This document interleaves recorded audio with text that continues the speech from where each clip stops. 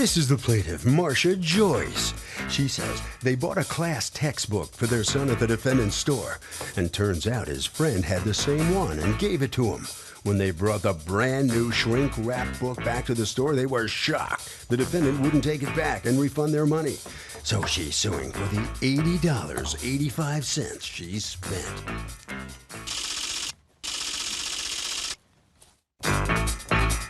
This is the defendant, James McCaffrey. He says they only take books back if the person has proof they dropped the class and if it's less than 4 weeks from the start of the semester. They have 4 signs stating this all over the store. They have to protect themselves and stay in business. And a policy is a policy is a policy. He's accused of following the rules to a T. Hey, Marcia Joyce? Yes. You are suing the Manhattan Book Company, doing business as Shakespeare and Company, represented here by James McCaffrey. And what's your position with them? Manager? Yes, I'm the store manager. Okay, on behalf of then Bill Spaeth is the owner? That's correct. Okay, you have his authority to be here? Yes. Right. For $80.85, the cost of a textbook that they refused to refund to you. Talk to me. Okay. My son is a student in Brooklyn College, Okay. and he needed a book for a course called People, Power, and Politics. Okay. Book of the I love same it name. Okay. He and my husband went in and bought it. A couple of days later, he came home, and he said, I ran into a friend who took the same course, and he gave me a used book. So he said, it's great because I didn't even touch the book yet, and we can return it. It was an expensive book. So I said, How much great. the book? That one book was $80. $80.85 plus tax, I guess. Right. At that time, we couldn't locate the receipt, but I do have a printout of our credit card online May I see with that? Shakespeare and Co. Okay. Did you ever ask? Okay. Did you ever find the receipt? No. We never found the actual Do you receipt. have the actual receipt from this transaction? We do not. Okay. So then what happens? So what happened? My husband and son went back to the store When? sometime between the 17th and the 20th. Do you know when? Come on up, husband. You're very comfortably seated for a guy who had so much to do with it. When do you go back to try to return it? The following Friday, right after the Rosh Hashanah holiday. Is it in its shrink wrap? Oh, yeah. Can I see it? Do you have it here? Absolutely. Okay. So it's in its shrink wrap. Wow, $80 for that. I'm in the wrong business. $80 for this paperback book. There better be a lot of important information in here. All right, so go ahead. I was told they won't take a book back after a week of classes. The date, I think, was September 5th, that they wouldn't take it back after. I said, I think I bought it after September 5th. I said, it doesn't matter, we won't take it back. Right. Okay. So What did you do? So he came home and he said they wouldn't take the book back. And I said, why not?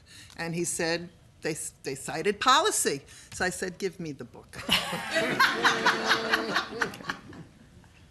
So I went back on the 21st, and I walked in, and I spoke to the young man behind the counter. I said, I'd like to speak to the manager.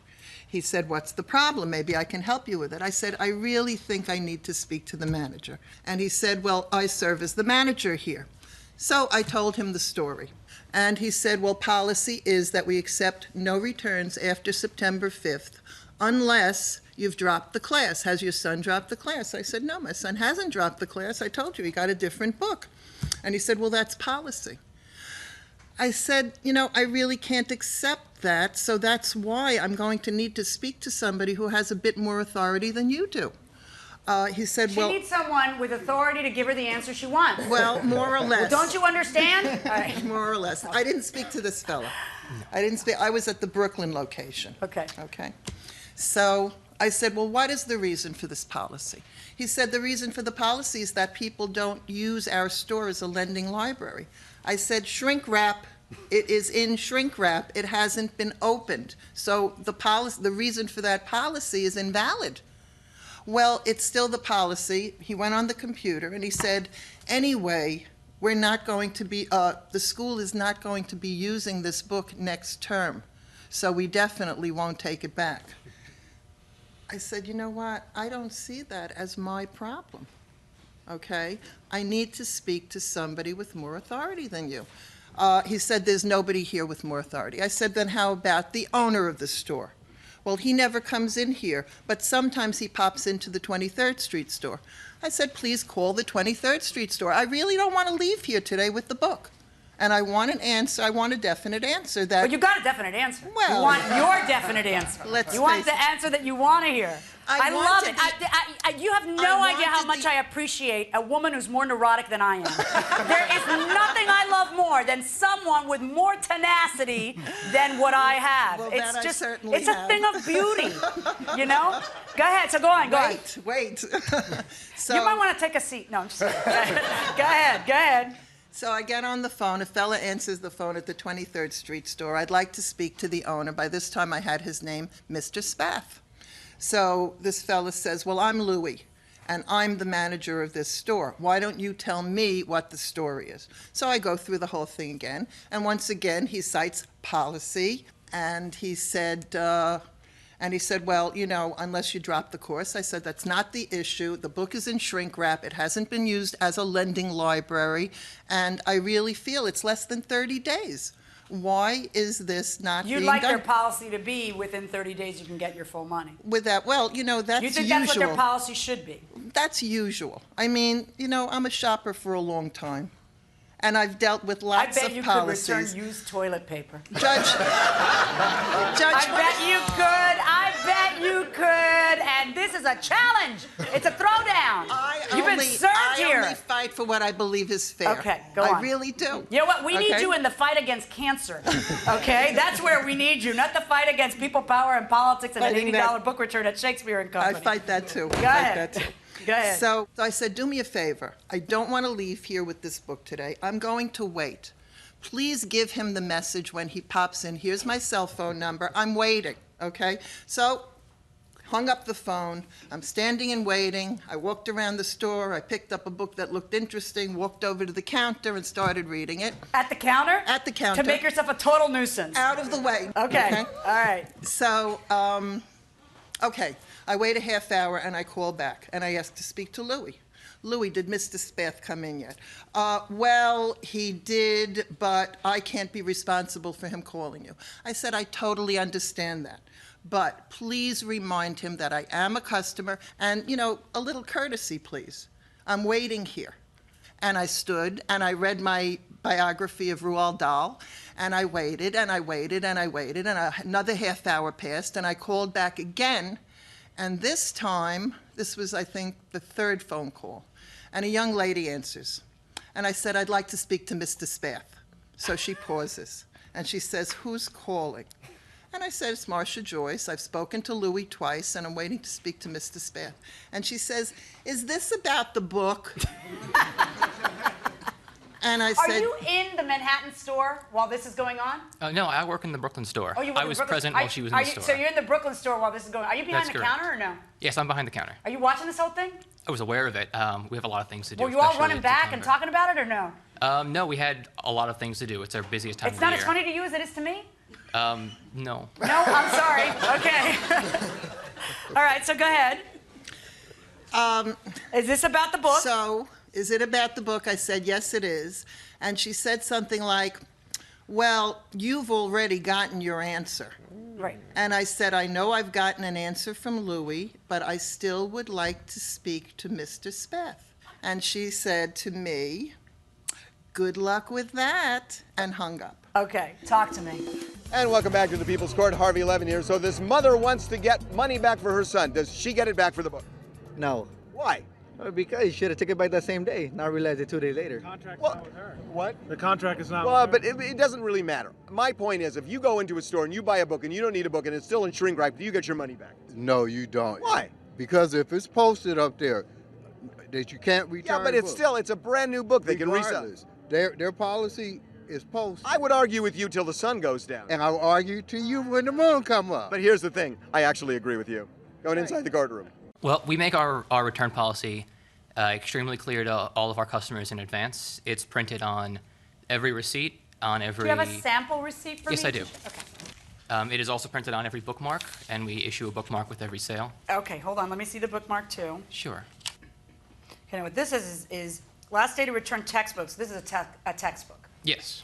Is 10 days from start of semester, which was in August, or 4 weeks from start of semester with a drop slip. That's correct. You actually accept the books if a student has to drop a class, as long as they have the authorized drop slip, you accept the book later. That's correct. All right, so go on. Is it on the store too? Yes, we also have maybe 4 or 5 signs. Can I just show you from here? Yeah, are those the signs that were actually up, or you reprinted them for court? No, these are I took it off the wall. Okay. I even left the little typo. You left the typo, good, okay. And as you can see, it displays the same information. It also displays the exact dates. last day to, even I can read that. Last day to return text for refund, September 5th, with an authorized drop slip, September 23rd. Okay, no returns after the first. Okay, so go on. Did you ever talk to her? I did not. Okay, so go on. So all these facts were clear. As you heard, she is also aware of what the policy is, and we refuse to make an exception. Right. Okay.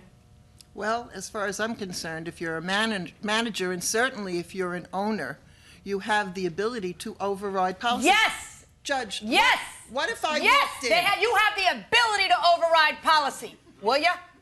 We have the ability, but not the obligation to override policy. Correct. And I could not have put that better myself. You a law student? No, I'm No, an you English should student. be. All right, listen.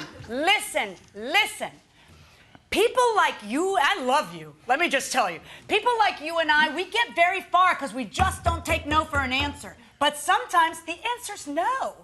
And you got to know when to cut your losses. You are literally going to court to sue to make them give you a courtesy. That's not an actionable case. I can't make them give you a courtesy. What kind of world would we live in where only the truly tenacious would be able to get what they wanted by literally suing for it? You can't sue for this. We need you in much greater principled wars than this one. We need you out there fighting the fight and marching the march on important stuff like autism and Alzheimer's and cancer. This is just crazy stuff, okay? This is a store. They have a policy. They make their policy abundantly known to you, and if you don't like it, you do what you did. You try to make yourself a nuisance. You try to be sweet with sugar. You get more with honey. You try to speak to the owner. You try to get an exception made. But they don't have an obligation to you to make an exception. It is their policy. That is why your husband and the son turned around and walked out, not because they're slackers, but because that's their policy. So you must swallow their policy just like the average person has to swallow their policy, and don't shop there again if you don't like their policy. And that's it. Verdict for the defendant. Sure, certainly. Well, there it is. You can't get the money back for the book, but you did fight the good fight. Here, step up here. What's your reaction to the judge's ruling? Well, my reaction is maybe I should make up a card that states my policy as a consumer. Now, are you willing? Are you accepting? Well, listen, accepting the judge's ruling? You're going to take this to the Supreme Court. I think I'll stop right here. All right. Okay. And well, she had a lot of compliments for your, I appreciate that, and by the way, I do fight for other causes. The ACLU could use you, right? Including animal rights. Okay. All right. Good luck with everything. Head right down around the corner there. Okay. Follow Thank Officer you so McIntosh. much. Okay. All right. So come on in here. Why not make an exception for this customer? She's a fighter. We have a lot of people who come in, try to make exceptions. We can't take one, or we have to take all of them. As a parent of some college kids, a couple of them, it seems like the biggest scam in the world. You buy the books, they're $120 each. You go to return them afterward, you get $2 for the used book. That seems like the biggest scam in the world. Well, I mean, if we sold an item for $60 and then bought it back for $60, we'd go out of business. How about somewhere in between? Instead of 120 and then 2. Maybe like 120 and then 60? Well, in fact, actually, you said 120 and 60. Half of the original price is the buyback price? It's the maximum. It's not the average. The average is more like 1/3. Yeah, that's what I'm saying too. Harvey? Here's the thing. If you buy something and there's no refund policy or anything, the real reality here is you don't have a right to return it if it's not defective. But stores can set their own refund policy, and those are the policies that have to be honored. And that will do it for this case. Litigants, for the next case on the way into the courtroom right now.